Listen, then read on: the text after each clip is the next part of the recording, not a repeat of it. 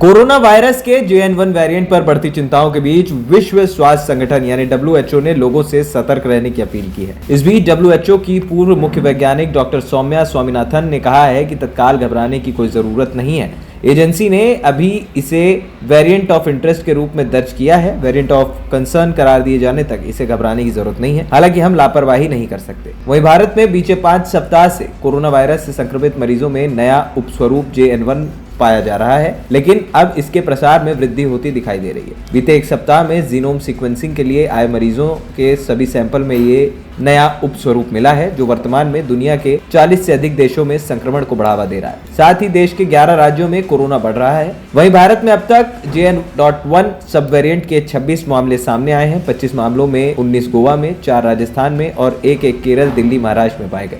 एक मामला कहाँ का है, इसका विवरण अभी तक सामने नहीं आया। गोवा में पाए गए JN.1 वेरिएंट के सभी 19 मामले अब ठीक हो चुके हैं। मरीजों से एकत्र किए गए नमूनों की जीनोम सीक्वेंसिंग के दौरान इस वेरिएंट का पता चला था। गोवा के महामारी विशेषज्ञ डॉक्टर प्रशांत सूर्यवंशी ने बताया, JN.1 वेरिएंट वाले मरीजों में हल्के लक्षण थे और वो अब ठीक हो गए हैं। इससे पहले बुधवार को JN.1 सब वेरिएंट के 2 मामले जैसलमेर में सामने आए। 2 अन्य मामले गुरुवार को जयपुर में सामने। भारत में 594 ताजा कोविड-19 मामले दर्ज किए गए। देश में अब सक्रिय मामलों की संख्या बढ़कर 2669 हो गई। विश्व स्वास्थ्य संगठन ने JN.1 वेरिएंट को वर्तमान सबूतों के आधार पर कम जोखिम वाला बताया। इसके मूल वेरिएंट BA.2.86 के अलग और वेरिएंट ऑफ इंटरेस्ट के तौर पर वर्गीकृत किया गया है। इंग्लैंड और स्कॉटलैंड में हर 24 में से एक व्यक्ति कोरोना से संक्रमित है। लंदन इससे सबसे अधिक प्रभावित है। इसकी वजह अत्यधिक संक्रामक JN.1 वेरिएंट को बताया जा रहा है। पूरे इंग्लैंड और स्कॉटलैंड में कोरोना की प्रसार दर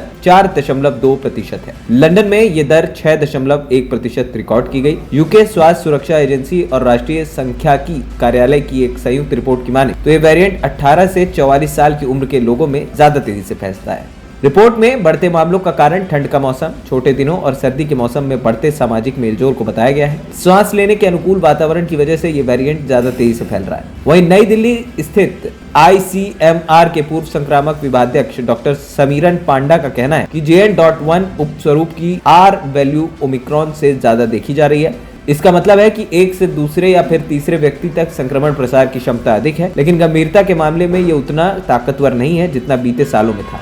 वहीं इंडियन मेडिकल एसोसिएशन की कोविड टास्क फोर्स के सह अध्यक्ष डॉक्टर राजीव जयदेवन ने बताया कि JN.1 उपस्वरूप को लेकर कोई चिकित्सा अध्ययन सामने आए हैं जिनसे जाहिर है कि ये बहुत अधिक गंभीर स्वरूप नहीं है, लेकिन ये तेजी से लोगों को अपनी चपेट में जरूर ले सकता है। इंसाकॉग के अलावा national centre for disease control ने भी स्वास्थ्य मंत्रालय को रिपोर्ट सौंपी है, जिसमें बताया गया है कि JN.1 का संक्रमण देश के 11 राज्यों तक पहुंचा है। केरल, कर्नाटक, तमिलनाडु और महाराष्ट्र के अलावा गोवा, पुडुचेरी, गुजरात, तेलंगाना, पंजाब, दिल्ली, राजस्थान, मध्य प्रदेश में भी कोरोना संक्रमित मरीज सामने आए हैं, जिनके सैंपल की जीनोम सीक्वेंसिंग रिपोर्ट आने का इंतजार है।